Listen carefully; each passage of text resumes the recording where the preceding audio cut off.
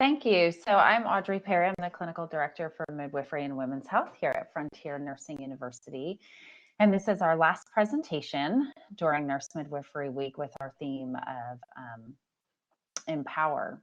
So we're really happy if you're joining us live. Thanks for being here.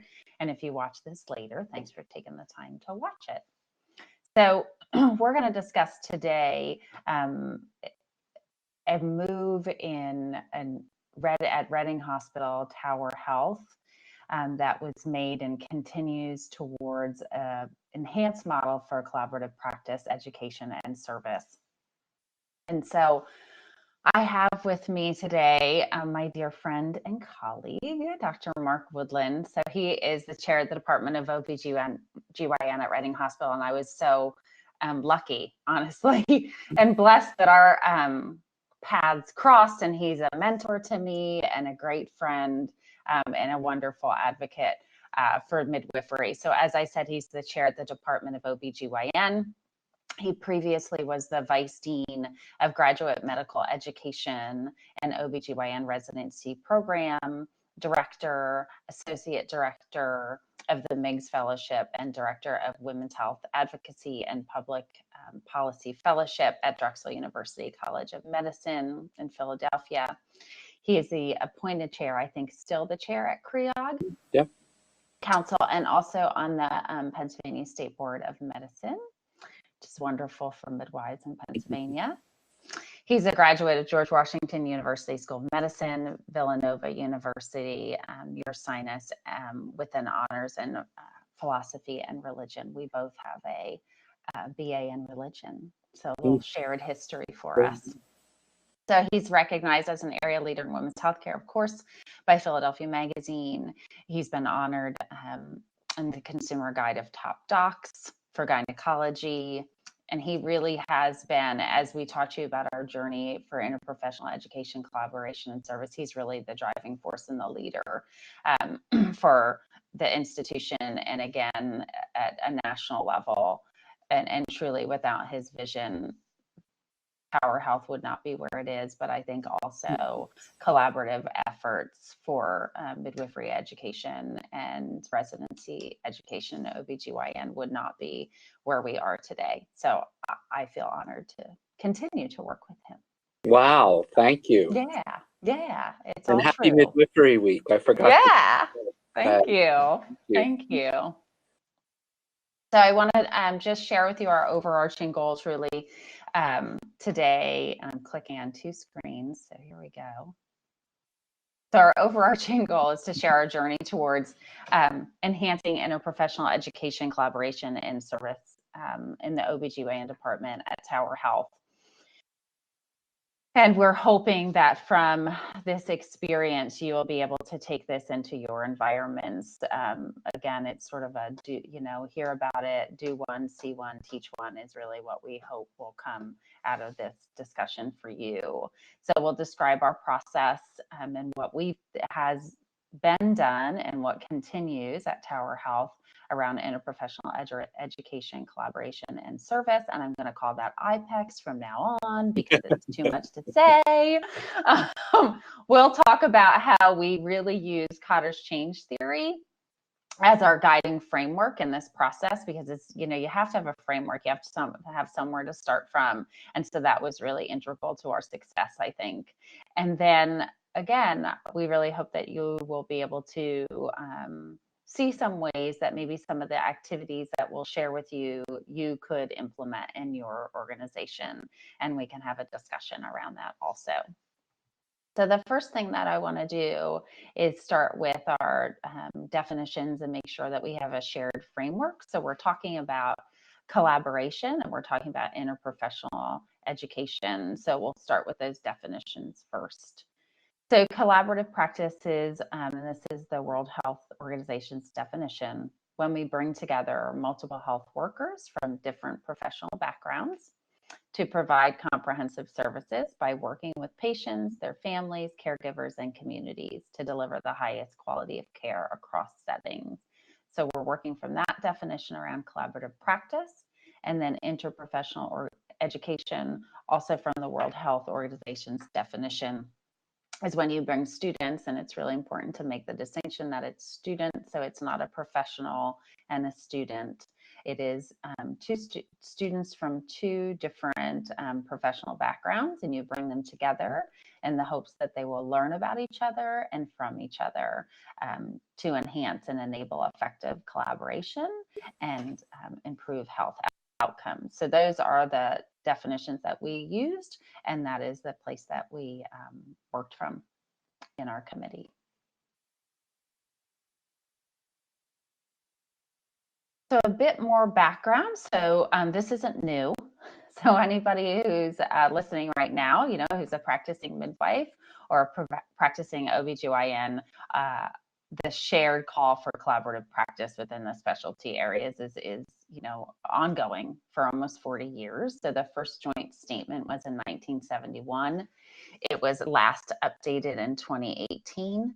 And that joint statement affirms that care is most effective in a system that facilitates communication across care settings and among clinicians, that OBGYNs and CNMs or certified midwives are experts in their respective fields of practice. And it supports a team-based care and collaboration model and provides that all providers in practice do practice to their full scope of education, training, experience, and licensure. So we will talk about how, as an organization, with this joint statement in mind, our goals were really to be able to support the affirmation of ACOG and ACNM to build an optimal model of team-based care where all providers really do practice to their full scope of education, training, experience, and licensure. And Audrey, I think that this is the baseline foundation that we used as we developed our program here at Reading Hospital, and it was really to your leadership and other leadership of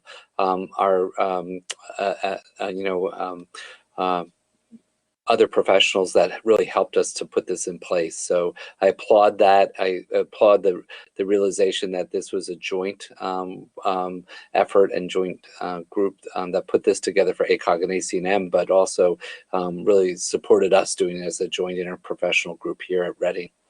Absolutely. So we want to give you a little bit of background about Tower Health and Reading Hospital. So I no longer am employed by the organizations, but I was there for 9 years. And like I said, I was really fortunate to work with Mark and many other providers and staff, et cetera. It's really a phenomenal organization. So I'm going to actually ask Dr. Woodland to share a little bit of a background about Reading Hospital and the OBGYN department.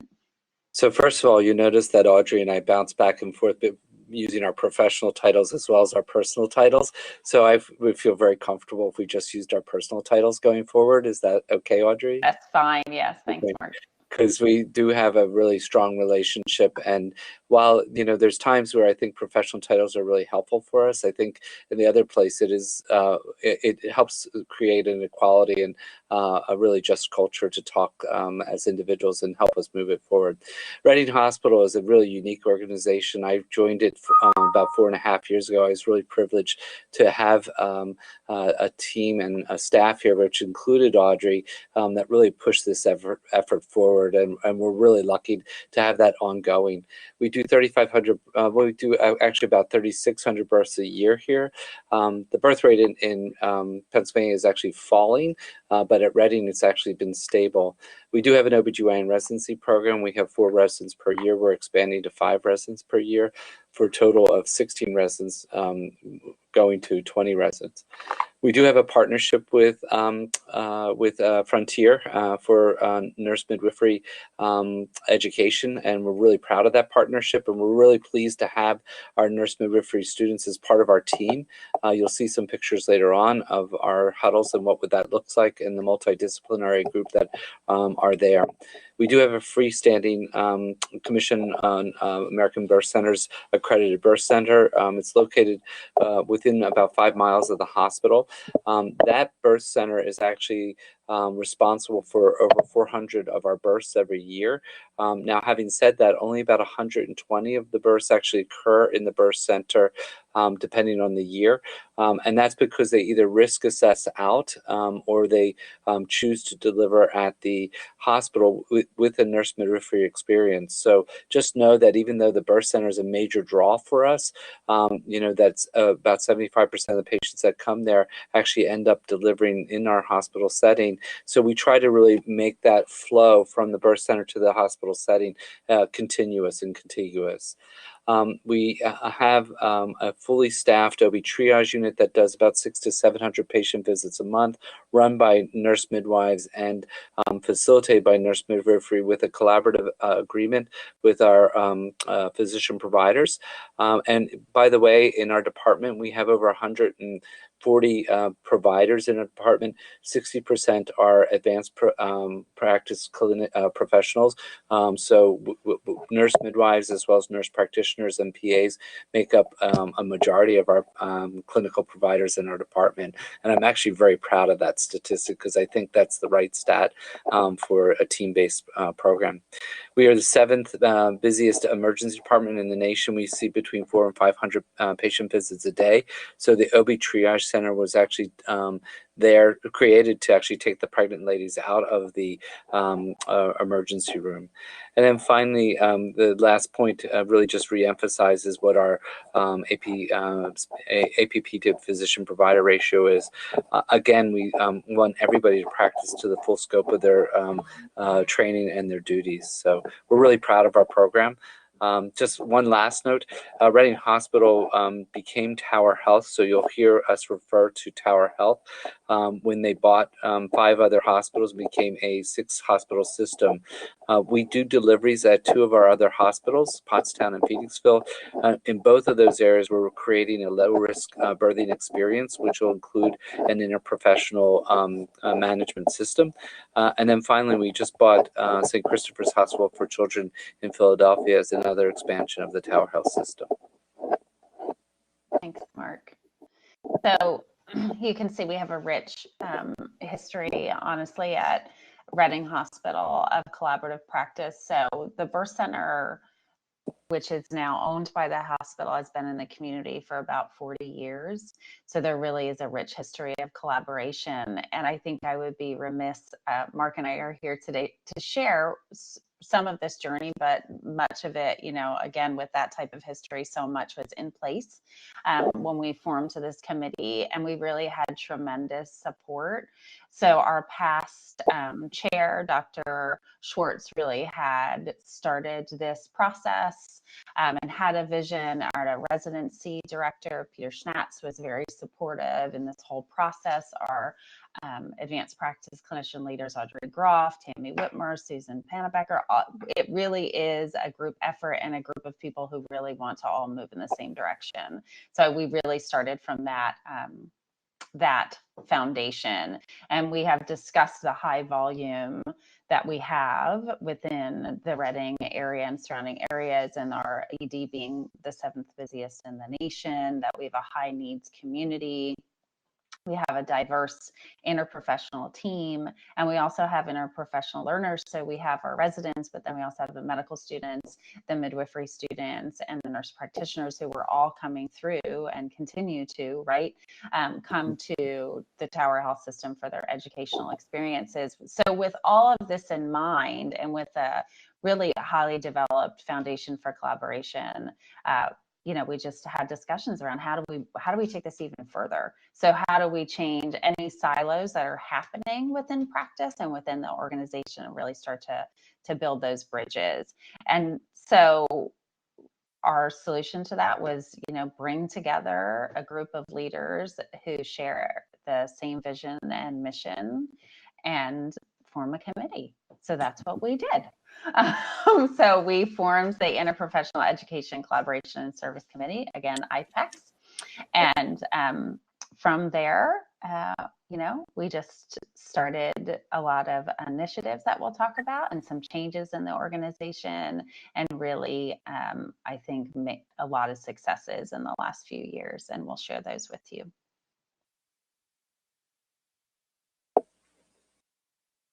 So as I said, IPECS was born. So our goal really was that we knew that in order to provide optimal team-based care and interprofessional education, we had to build and bring together a team of leaders with a shared vision. So we wanted to eliminate any silos that did exist, and we wanted to create a culture that really supported team-based care. And we wanted to be really intentional about it. So you can talk to team, about team-based care, but we knew that in order for that to happen and that culture change to occur, it really had to be intentional, and we had to have strong leadership to take us there. So we identified leaders all across the organization, and we strategically recruited leaders.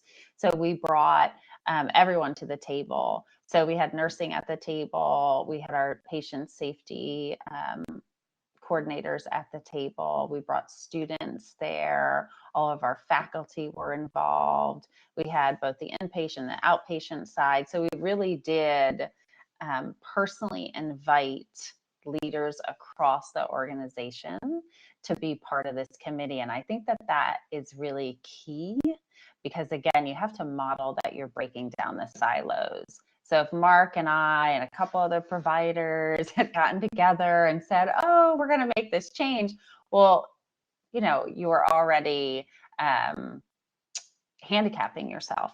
So you really, if you want to bridge the silos, you have to model bridging the silos. And I think that added strength to the committee, and it also added just a dynamic nature. When you have somebody who comes with the perspective of patient safety, it's just going to add a richness, or a student, all of those things are going to add so much richness and in a different direction for the work that you're doing. And I would actually say too, I'll use the analogy of gestation. While we were gestating IPECS, before we had a low-risk delivery, by the way,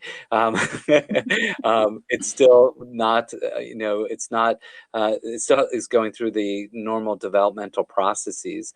But honestly, I believe in this country that, IPECS and IPECS committee should be sort of a department feature and a part of the underlying structure of almost every department of OBGYN or women's health in this country, because I think that's where we need to be. I think that's where we need to be as a profession, and we were lucky that we believe that, but our leadership was supportive of that, and we as leaders supported it. So that's really what enabled us to have this process occur. Absolutely. So I want to share with you Kotter's 8-step process for leading change, and this is really the framework that we used. And some of you are very familiar with it, and some of you it might be new. But I'll just briefly review that you need to create a sense of urgency. Why does there need to be a change that occurs? You need to build a coalition. So you can see why we built a coalition. It's one of the steps. And then to form a strategic vision and initiative, you need to enlist a volunteer army. So you need buy-in. You need people to want to be involved in this process. You need to enable action by removing barriers. And we will really talk you through every step of this. And we did pay attention to every single step to make sure that we really did this, because we wanted change to occur. We wanted to generate short-term wins, because that sustains, right? That sustains that army. And then sustain acceleration, institute the change, and then you just cycle right back around again as you want to make more changes. So our sense of urgency, we really went back to what was the vision and the mission of Tower Health. And so I think that in this process, if you choose to do this, that's really what sort of is your stabilizing force. Go back to what is the vision and the mission of your institution. And for Tower Health, it really is to provide compassionate, accessible, high quality, cost-effective healthcare to the community, promoting health, educate healthcare professionals. So that's right there, right, in the vision and the mission of the institution. And so it was easy to build on that, and then to participate in appropriate clinical research. So we started there with the mission and the vision. And then we brought in our patient safety officers to help us build that urgency, talk to us about maybe where there were opportunities for teamwork and team-based care, that it didn't happen. And here were some of the outcomes. So I think that that also helped us to build that urgency. Additionally, there were some external forces. So both ACOG and ACNM and the accrediting educational bodies, there is a requirement for interprofessional education. So that certainly helped to build that urgency also, that we knew that we needed to do this. And we had committed to participate in an ACOG ACNM initiative for an interprofessional curriculum at our institution. So you can see all of these forces sort of came together and really helped us to build that urgency of why we needed to make these changes soon and not push them off. Mark, do you want to add to that at all? Well, you know, I would also say just my sort of coincidental leadership in the Council on Resident Education, OBGYN, actually, I would say two things, is because I think this was bidirectional. I think our efforts at Reading Hospital actually gave me the chutzpah to say, listen, we need to change this on a national basis. So what we did at Reading, I took and said, we should change this at the level of the Council on Resident Education, OBGYN. So for the first time in 20 some years, we opened that committee up and expanded it to include advanced practice professionals as well, which then really started that conversation that Audrey was talking about, being inclusive and including leaders across the board to say, how can we rethink some of this differently to provide the educational experience that is valuable to all players? One, two, sets a lifelong learning process that incorporates collaborative practice in a way that is truly collaborative. So I think that's what I would add to this. It is a continuous cycle. It's not something that ends. It's something that you continue to do. Absolutely. So we had to create that urgency, and we built our coalition, and we talked to you about how we intentionally did that. And then we really had to take a moment as a group and talk about what was our shared vision and our drive. And so we built on the mission and the vision of the institution, and we committed ourselves to optimal outcomes, the highest standards that we could in terms of education, and our commitment to our clients and our patients and our community.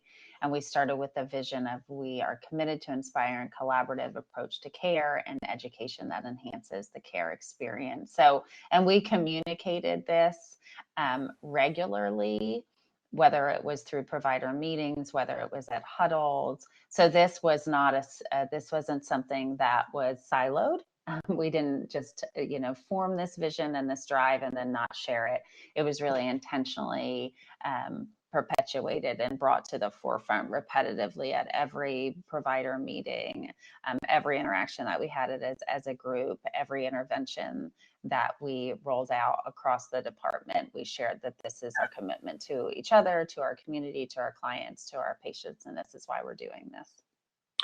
And I think one of the things I would emphasize there is that we started introducing people as well. So whether it was during huddles, whether it was during meetings, we really went around first as an introduction and just said who we are, what's our professional status, and where do we fit into the team, which I think really helped.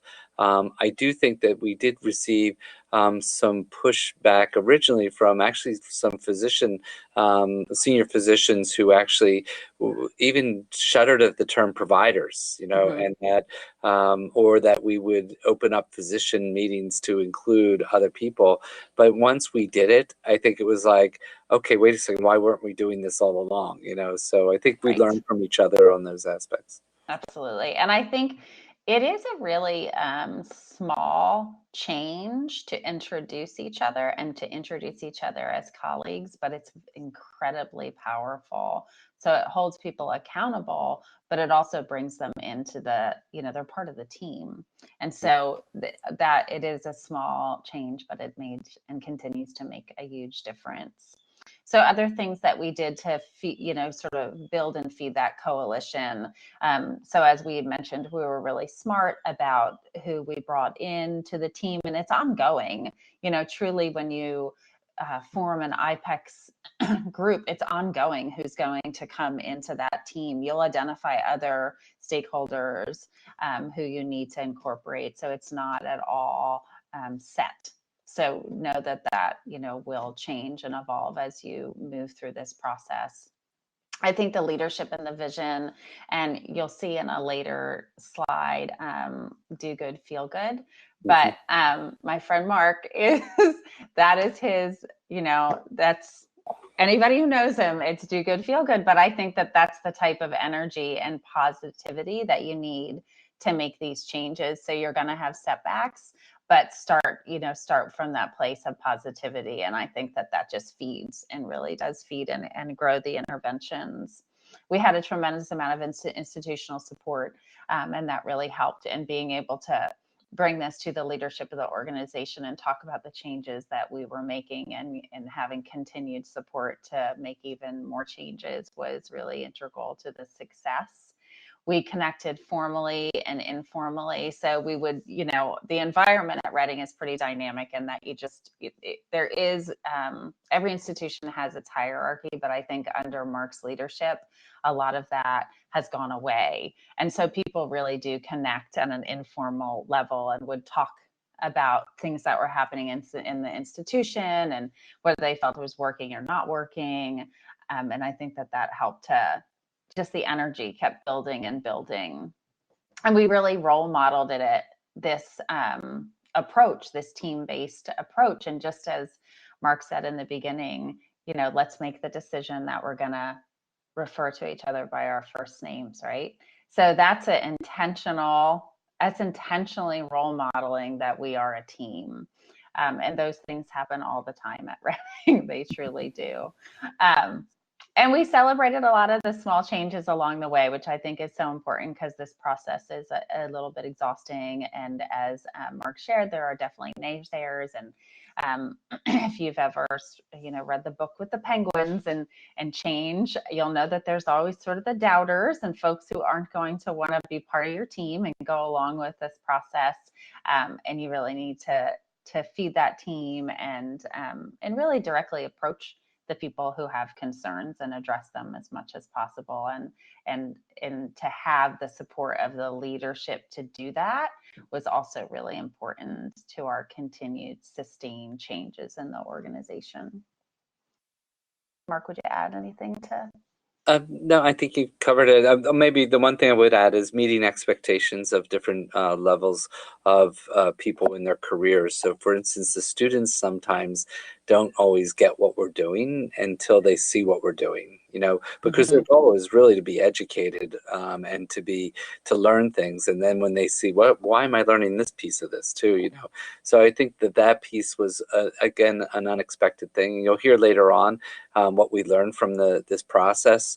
And really what I think I learned most is the unexpected sort of things that I learned, and how I could address those things. Yeah, absolutely. So we're going to talk to you about a few of the things that we did as a department, but know that we started from a core group within the committee, and then we really did enlist the entire department. So that was really our quote unquote volunteer army. And we set the expectation that collaboration and teamwork was really a job requirement. And I think it was really so thoughtful and wise for Mark to incorporate that expectation into people's ongoing professional performance evaluation. So it wasn't a choice.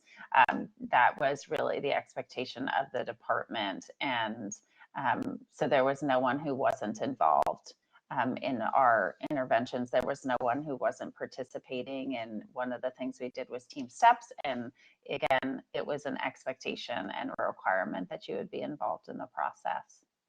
And for those of you who don't know what ongoing professional performance evaluation is, that's OPPE. The PPE, professional performance evaluation process, is a joint commission process on peer review. And it's really to foster quality initiatives and improvement. We continue, OPPE situations have to happen in departments across the country for all providers, at least every 8 to 9 months. We do them every 6 months here at Reading Hospital. And what I've actually included in our OPPE time that I meet with people is actually, and also the recredentialing process, is I actually talk about what is the IPEC initiative that they're involved with and how are they feeling about where we are with our IPECS initiative. So we talk about 3 things when we do our recredentialing. We talk about their career and what they're doing in their career, what they want to do. We talk about the OPPE process. And then the third thing that I talk is, what is the interprofessional nature of our department? And I find that just, talking the talk is really important about what we do, as well as walking the walk. So. Yes, absolutely. I think I can't speak enough to how important it is for the leadership to have buy-in and really being committed to this process and being very present. It really is essential for this process to really work. We also knew that we had to remove barriers, and we'll talk about one of our initiatives in the department was Teamstepps, and we really had to be pretty creative, and that did involve removing quite a few barriers. But again, some of it is how do you become unstuck? And so starting from a place of positivity, bringing people back to why are we doing this? This is about enhancing the outcomes and the health and the wellness of our community. And in the end, hopefully, it will also enhance your work environment. So bringing them back to sort of that positive of we want to do the best that we can in each interaction with each other and with the clients that we serve. We did, as a department, recognize as we went through the Teamstepps process that there was a need to focus on the future, and we had to address some of the things of the past, and we had to go through a process of forgiving some of the past interactions, and we really did sort of unbox a lot of things in that process, and continue to address those, I'm sure, along the way. And we'll talk about how we harness technology to help us with some of our initiatives. We knew that trust was an issue, and for anybody who's done a team-based model of care, that's really the foundation. And so we needed to, again, have conversations, unpack some of those issues in the past, why there was a lack of trust, and then what could we do to enable a higher level of trust across providers, across staff, et cetera, and then providing support. So we had champions in the department. We had phone a friends. We were really intentional about, like, if you feel overwhelmed in this process, here's your go-to person. And so we had champions who stepped up and said, I'm that person. You can call me. You can reach out to me if you're confused about what we're doing, if you need assistance, whatever it might be. And that wasn't us, that wasn't Mark or I or other people in sort of leadership positions. It was external folks. And so I think that enabled people to feel really comfortable to come forward and express any emotions they might have about some of the interventions that we implemented. And I would actually compliment Audrey and the others in this, because one of the things that we learned was that everybody engages differently in a process. And I had expectations that everyone would engage the same way. Why wouldn't everybody see this the way I saw it? Why wouldn't people think this was the best thing since sliced bread? I still have that positivity towards that.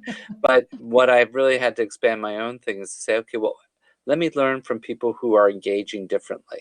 And let me realize why they're engaging differently, so that maybe I can help bring that part of the emotion into the discussion, and maybe, just maybe, we'll learn something from that.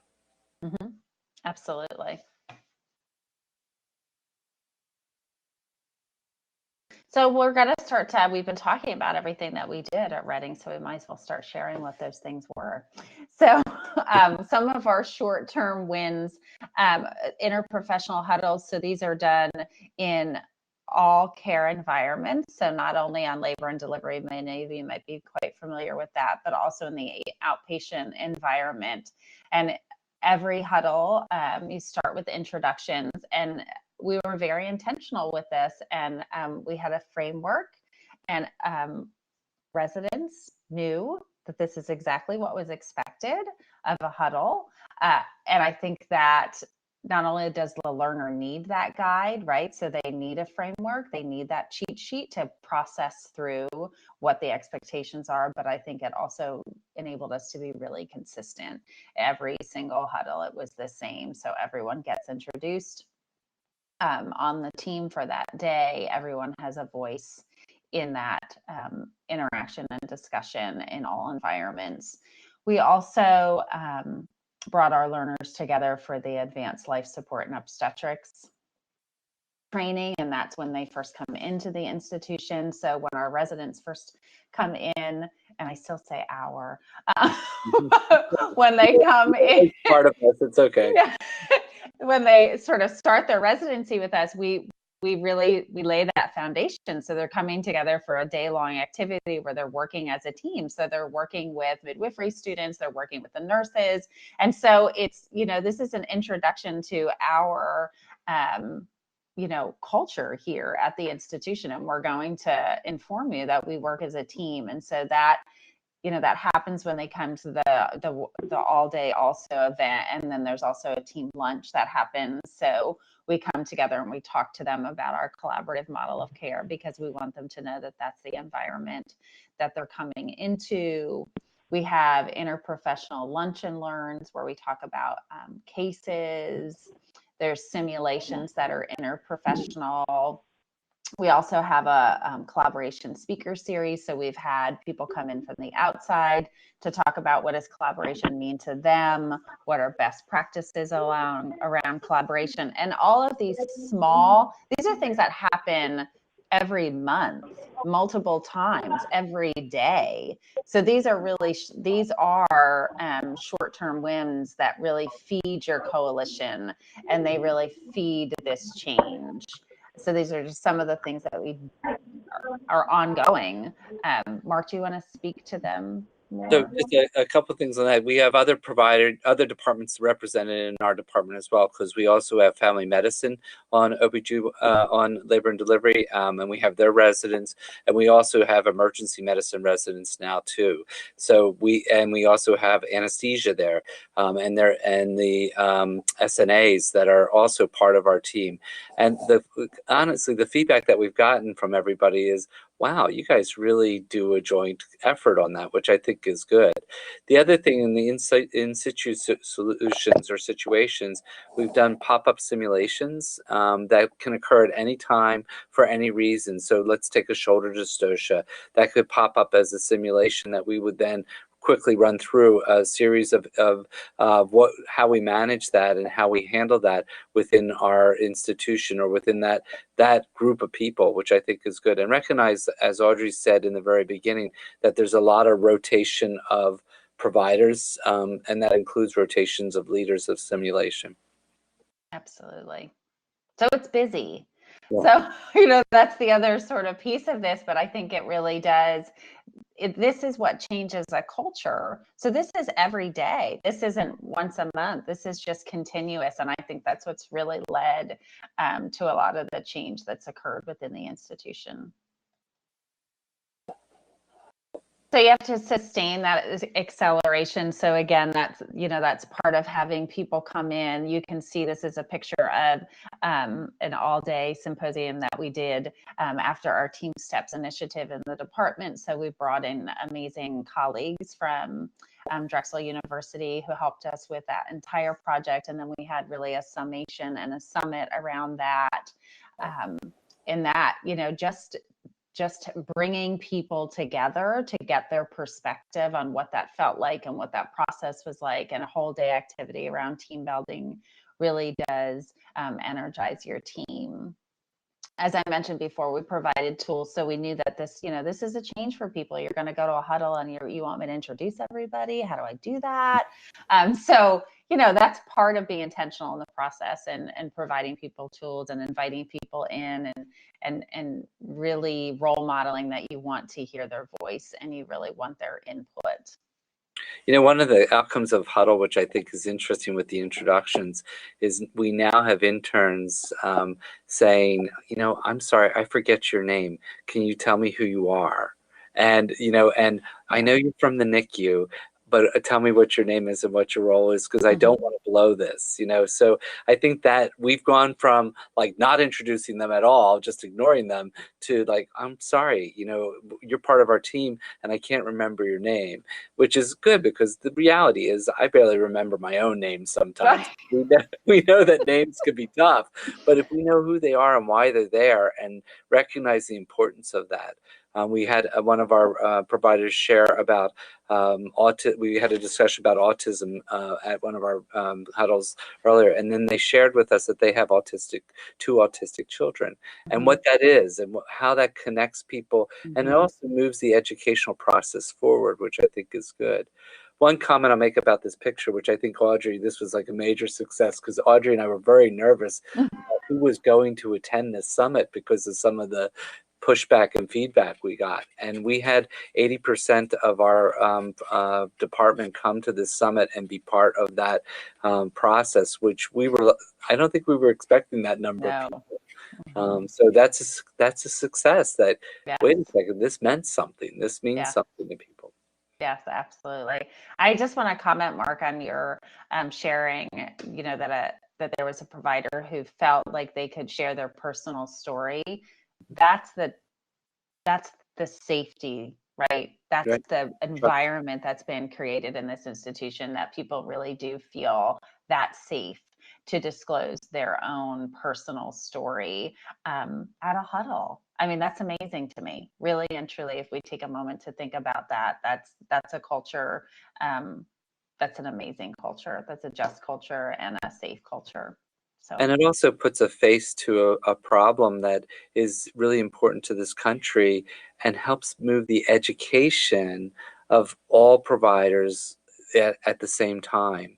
So whether you're a nurse taking care of a family with an autistic child, or whether you're a physician that is seeing somebody who's scared about having another child who's autistic, whether you're a midwife taking care of families and thinking that what's related to autism, and should I be doing this, that, or the other thing, it really does give a face to it that helps, in my mind, helps educate everybody. So that's the real truth of interprofessional education. Absolutely.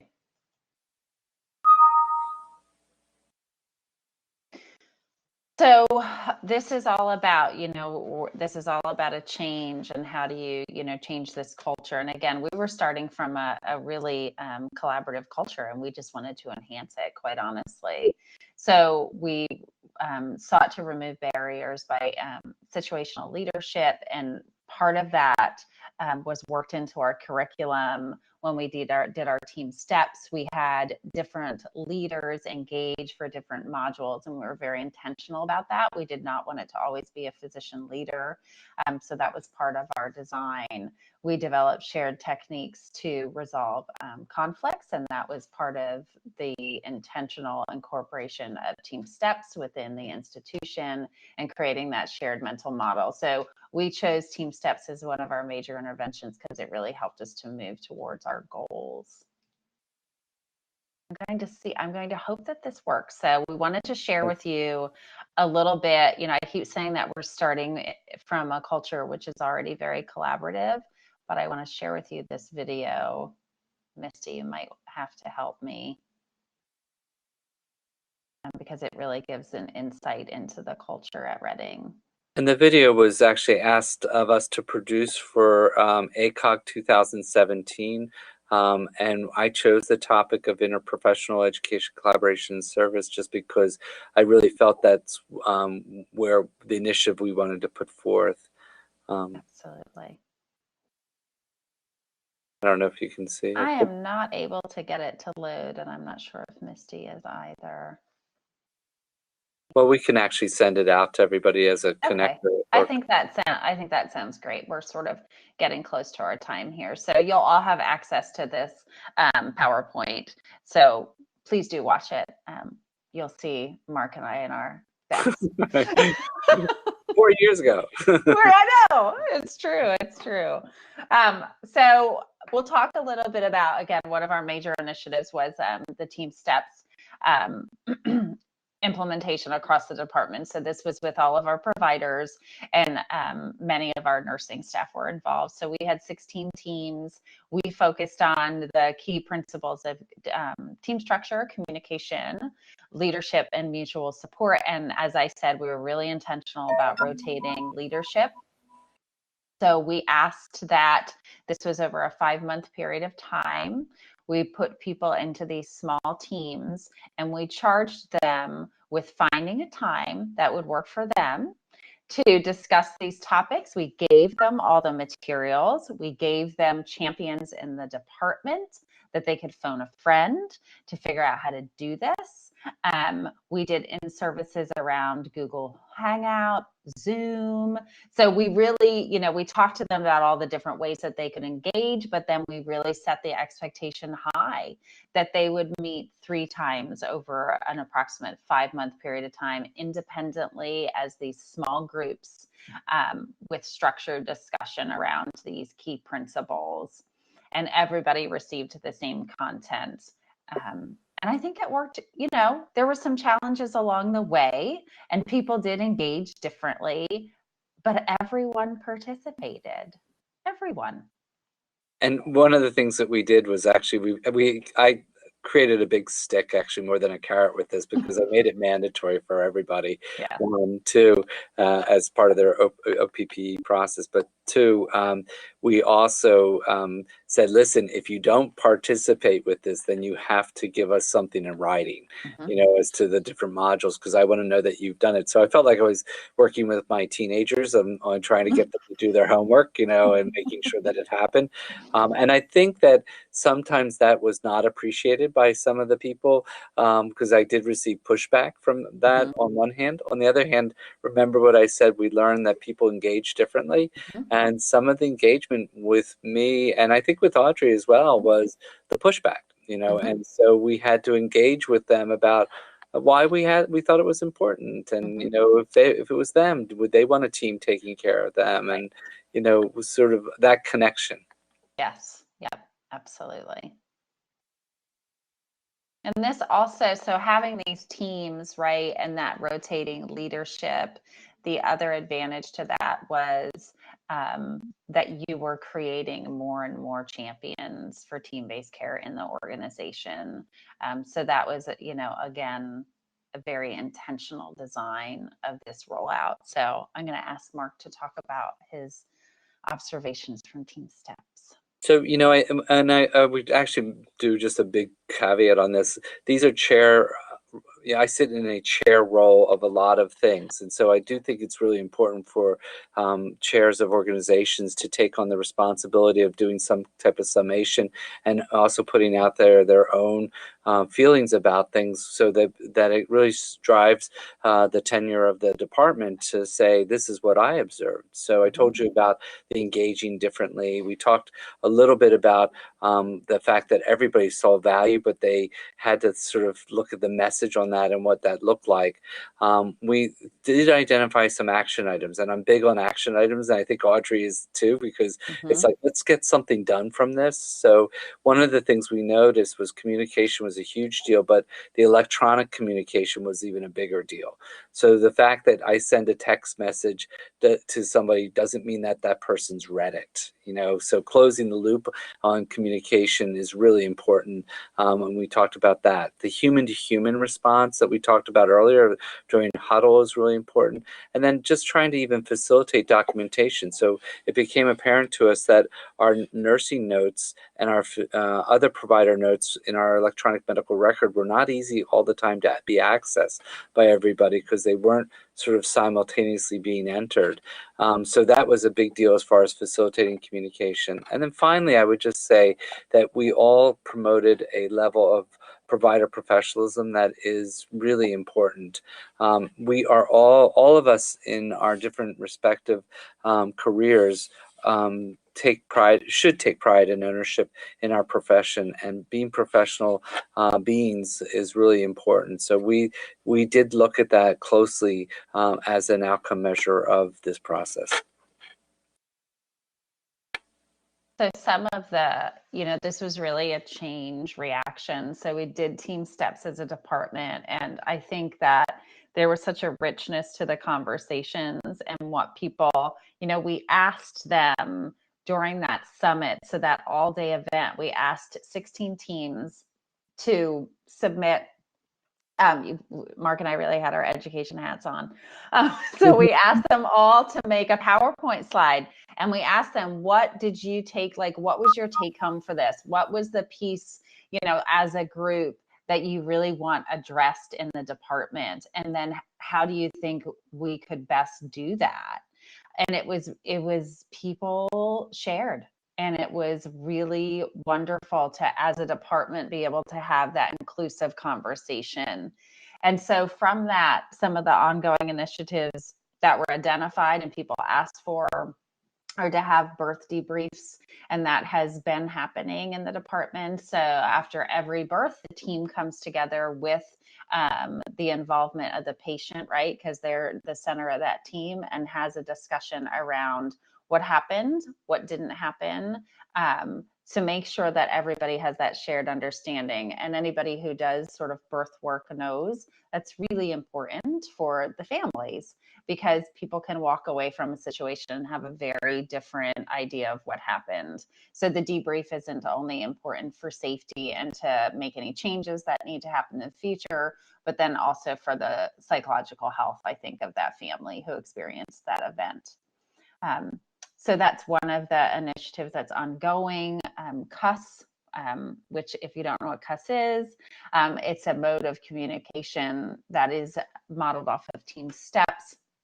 So it's a way of escalating an issue. So you can say to somebody that you're not comfortable, that you have concerns, and then you can ratchet that up really to feeling like this might be a safety issue. So you have concerns, you're uncomfortable, and now it's a safety issue. And what we discovered in the department was that we had a code word that we thought everybody knew, right? And as we sort of unboxed this and started to have everyone involved in the conversation, what we discovered is that, not everybody knows the code word. So that was an initiative to really, get that out there, and everybody does understand that keyword and can react to it. Mark, I'll ask you to just, speak a little bit to other changes that are happening, or if you want to speak to any of these. So the first one, the birth debrief, we now call summation, and it occurs after every birth. And as Audrey said, it's inclusive of the family. And, a lot of people were nervous that this was a medical legal nightmare. And actually what it's turned into is a medical legal, boom, because it's really helped us to just, get rid of fears and get rid of misunderstandings. The patient knows who was there and why they were there and what their role was in the birth process, which I think is even better. And when there's a good outcome, it's really helpful to have that as a celebration. And when there's a bad outcome, it's really helpful to have them as an understanding, which I think is important. We talked about the closed loop communication. We talked about the interprofessional simulations that are ongoing. One thing I wanted to circle back to was that another interprofessional educator that we've incorporated actually since this initiative was our sonographers. In that our sonographers provide a lot of education, not only for themselves and for our patients, but also for our residents, medical students, and our nurse midwives. So our sonographers now are participating in the interprofessional group as far as educators go. That's great. Our most current, I think, initiative together is the interprofessional online simulation. So we're bringing together the residents from Reading and our learners here at Frontier. And so they're coming together for online simulations, and we had our first one last week, and it was far exceeded all of our expectations. So we're really, we're starting a model for interprofessional education at a distance. So we're really excited about that and where that will take us in the future. So I think, if anybody has any questions, we're happy to take any questions you might have. And this is a journey. I think that, since I've sort of left my position at Reading, there's so much that's happened, and it will continue to, as you sort of use Kotter's, theory of change, you just continue to circle around, and it's always a journey with the patient really at the center of that, and how can you provide the best care possible for that family and community. So. One of the things I would say is that we recently did another intervention with the department to have look at our culture and to have we actually hired a consultant team of psychologists to follow me around for a few days, which is kind of funny because people said, "Oh, you need psychologists. Your therapist has to come with you everywhere." I said, "Yeah, it's good." But at the end, they gave me the 30,000-foot view of what our department looks like, and they made a couple observations which I think are really pertinent to our IPECS initiative. One is the pride that everybody takes in providing care to our patients at every level, and I think that if somebody from outside sees that not only our facilities people, our nursing level, our nurse midwives, our physician providers, that everybody's taking pride in their professionalism and what they're doing to take care of women in labor and delivery, to me that is just a real win. The second thing is that they couldn't believe our volume as well as the acuity of what we dealt with on a daily basis.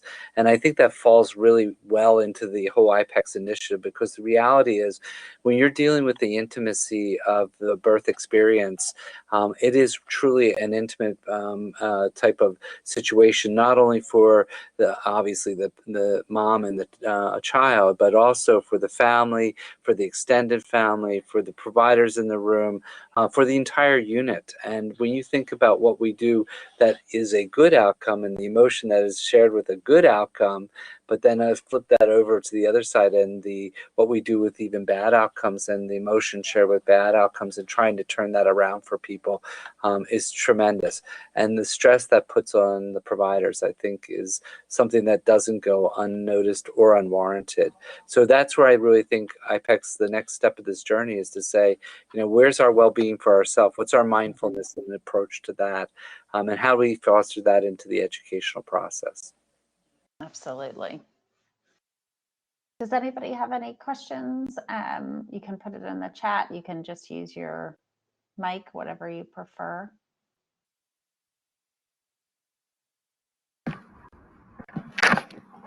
Hi, my name is Christy.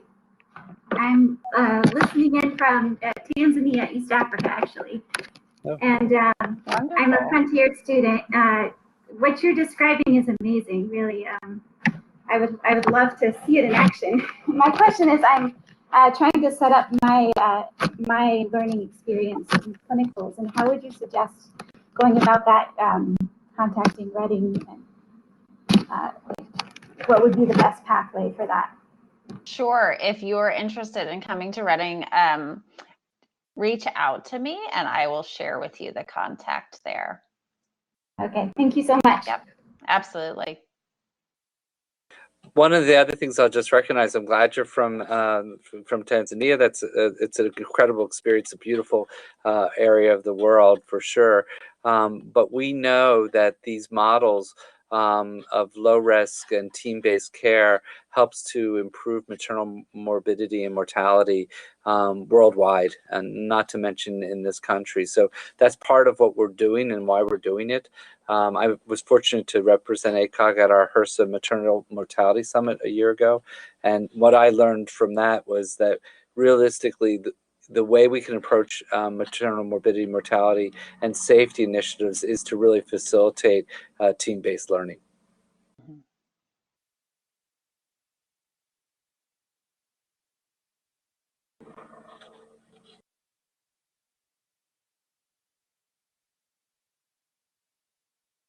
I have a helicopter coming in, so if somebody, if you hear It's not for me. It's not for me. Right. Transport service, so it lands right on top of my office. Yes. I think I see somebody, Jennifer, thank you. I appreciate that. Thank you, Dr. Miller. Does anybody else have any other questions? We have about 1 more minute left, and I should tell you that you can ask us anything. I think Mark and I have had the experience of being asked most things throughout our careers, so don't hold back.